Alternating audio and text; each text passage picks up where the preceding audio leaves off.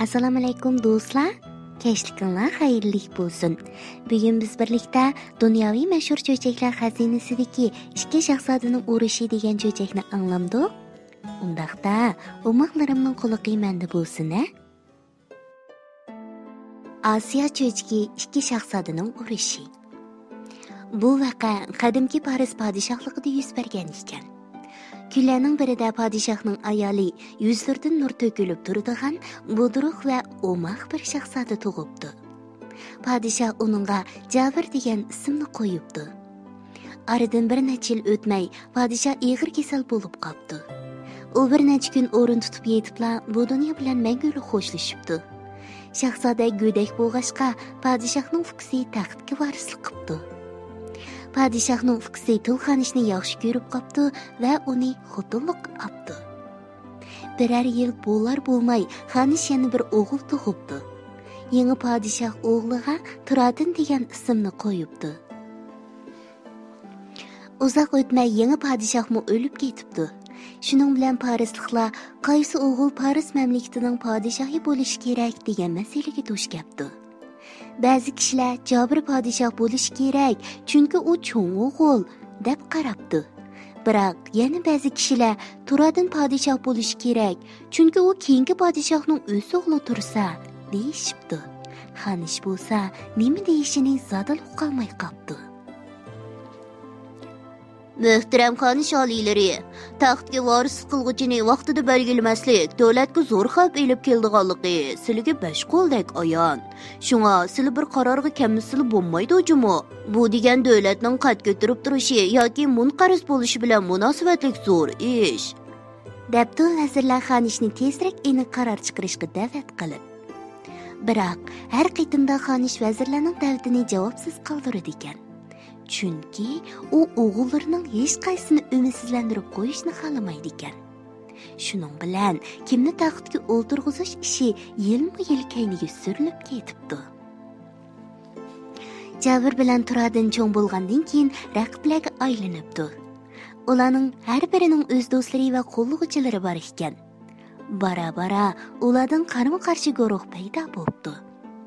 Bir taraf Turadinni qo'llaydi ekan, yana bir taraf Javirga bo'lishidi ekan. Bu davlat ichki urush girdobiga berib qoldi. Chunki ikki shahzodaning hech qaysining taxtdan voz kechgisi yo'q ekan.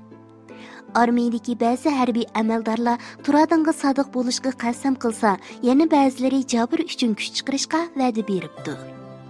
Ikki yigit har qitim uchrashganda bir-biriga shubhali nazar bilan so'g'uqqina qarab qo'ydi ekan. Oxiri ziddiyat keskinlashib, ular urushga majbur bo'ldi. Qarama-qarshi taraflarni qo'llaydigan qo'shinlar darhol yig'ilibdi. Har ikki qo'shinning qurol, pul, oshliq, ot va pillari intayin jiq ekan. Oxir ikki shahzoda o'tirsidagi behuda urush boshlanibdi. Askariy kuchi bir-birininkidan ancha farqlanmaydigan bu ikki raqibning qo'shinlari o'tirsida dahshatli cho'ng qirg'inchilik avish oldi. Lekin Akfuka ikkilarning hech qaysi qarshi tarafning o'lib ketishini xohlamaydi ekan. Shunga kim o'z askariy qarshi tarafdagi shahzodani o'ldirmoqchi bo'lganligini ko'rib qolsa, darhol shu askarni to'xtashga buyruq qiladi ekan yoki varqirab qarshi tarafni paqas bo'lishga undaydi ekan. Jang nihoyatda uzoq davomlashibdi. Qip-qizil qala daryo bo'lib eqibdi. Ammo kimning g'alaba qildiganligi, kimning mag'lub bo'ldiganligi zadil oydinlashmabdi. Bir chaqda Turadin atrofiga qarasa, Jabirning qo'rg'andek cho'ng pillari besib ketibdi-dek. Bu qo'rqinchli urush pillari asta-asta uninga yaqinlashyapti-dek. Turadin ishning chatoqligini sezibdi-da, qechishning qo'yig'i tushibdi. Ammo dal mushu paytda tuyuqsiz yurak kesili qo'zg'alib yerga yiqilibdi-da, shu hamon jon o'sibdi.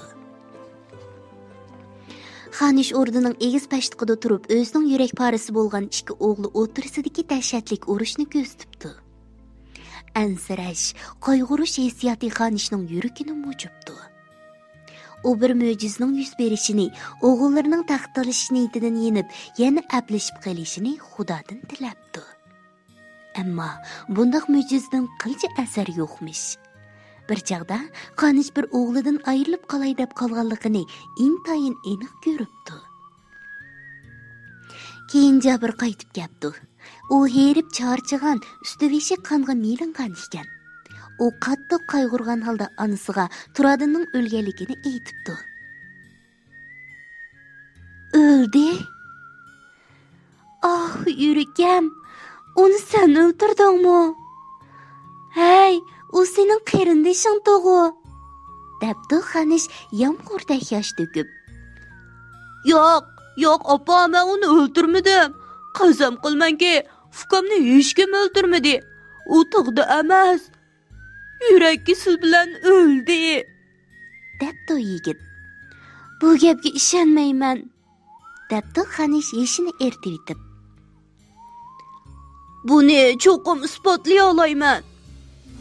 Turadin o'lgandan keyin Jabir qarindoshining taxtimi qimmatli ekanligini tushunibdi va taxt olishish tufayli bir qo'rsoq fuqs bilan urushganligiga pushaymon qilibdi. U fuqsning o'limida o'zining gunohsiz ekanligini isbotlash uchun bir chora tepibdi. U yog'ochchiga bir yog'och taxti yasashni, uning ustiga o'rinda ikki taraf qo'shinning yo'tkilish ahvolini ifodalab beradigan qatakchilarni sizib, jang manzarasini ko'rsatib berishni buyuribdi. Yog'ochchi ustam yog'och taxtining yuzini bir muncha oq va qora qatakchilarga bo'libdi. Yog'ochdan piyoda askar, podshoh, vazirlar yasalib qo'shinga vakil qilinibdi. At va to'plar pil va uning ustidagi qo'rg'onga vakil qilinibdi. Andan keyin u bu maydon jangning har qaysi bosqichlarini ko'rsatibdi. Jabir onasi har qitim ufqisi o'ldiriladigan chaqda o'zining askarlarga "Paxas bo'ling, oliylari" deb to'liq qizganligini, shuning bilan uning omon qolganligini, oxirida Turadin o'zining mag'lub bo'lganligini bilib jiddiylashib ketganlikdan yurak kesili qo'zg'alib o'lib qolganligini aytibdi. "Uxdim, o'g'lim, men uxdim. Men seni afv qildim", debdi Xanish yosh to'kib. "Men sening bir yaxshi podshoh bo'lishingga ishonaman. Lekin men nima uchun ikki qarindosh o'tirsidagi kurashda cho'qim biri yengib, biri yengilish kerakligini zodila tushunolmadim." Shuningdan keyin bechora Xanish ba'zida kofning qarshisida o'ltirib, ba'zida o'z yolg'iz yog'och taxtay ustidagi urug'larni u yoqdan bu yoqqa, bu yoqdan u yoqqa yo'tkab Turadinni qutqizmoqchi bo'ladi ekan. Ammo har qaytimliq elishishni yerim yo'lda to'xtatib qo'yg'ili bo'lmag'achqa, oxirida uning tasavvuridagi Turadin yengilib qoladi ekan. Xanish qarma-qarshi ikki tarafdan birining jazman mag'lub bo'lganligini oxiri tushunib yetibdi. Bir kuni kishilar bechora Xanishning shaxmat taxtasi ustiga yiqilgan holda o'lib qolganligini ko'ribdi. Mana bu xalqaro shaxmatning paydo bo'lish manbasi ekan.